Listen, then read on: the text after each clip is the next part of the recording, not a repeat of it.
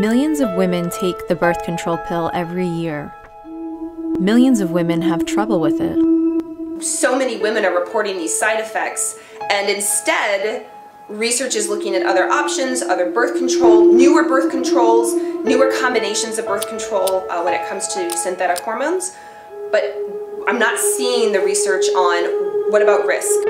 More than ever, the accessibility is at our fingertips. But how do we monitor this? The research finds that having been prescribed and going on hormonal contraception significantly increases somebody's risk for a suicide attempt and then an actual suicide. The hardest hit age group in terms of people who were impacted by this were these very young women, these 15 to 19-year-olds.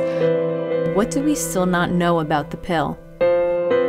One of the scary things that research has found is that even women who have stopped taking the pill, when they're tested a year later, they still have 4 times as much of the sex hormone binding globulin as women who have never been on the pill. Is it our responsibility to ask, or is it your responsibility to tell? I think that's the biggest thing.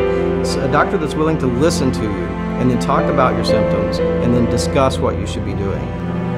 Here's the story through the lens of a 25-year-old woman and thousands of others.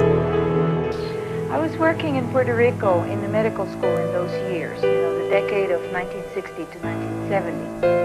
And one of the things that seemed pretty obvious to us then was that Puerto Rico was being used as a laboratory, and it was being used as a laboratory for the development of birth control technology.